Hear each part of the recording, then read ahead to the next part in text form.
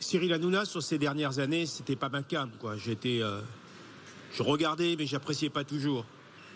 Mais par contre, moi, je suis choqué d'être dans un pays où on a une espèce de police de la pensée qui décide que si on n'est pas d'accord,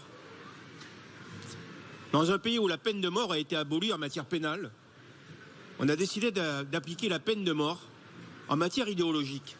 Et moi, j'ai honte de mon pays. Je trouve ça très grave. Non. Voilà. Et je répète, sur ces dernières années, c'est un problème de liberté d'expression. Mais complètement. C'était pas fan de Cyril Hanouna.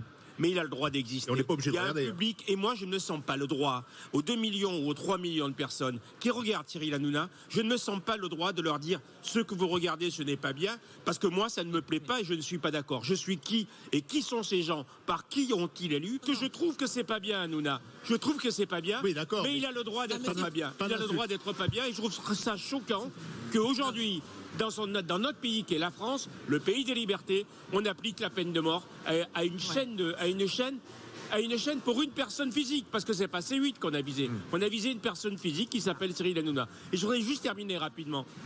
Quand on a traité Cyril Hanouna par rapport à l'extrême droite, moi je voulais rappeler que j'ai eu une histoire avec Marine Le Pen qui avait trafiqué des propos à moi lors d'un meeting à l'époque où je défendais Macron. Elle avait trafiqué des propos à moi et le seul, et il m'a invité, le seul qui a repris la bande originale pour me montrer que les propos étaient trafiqués, donc au détriment du Front National, c'était Cyril Hanouna. Donc il était dans une totale objectivité.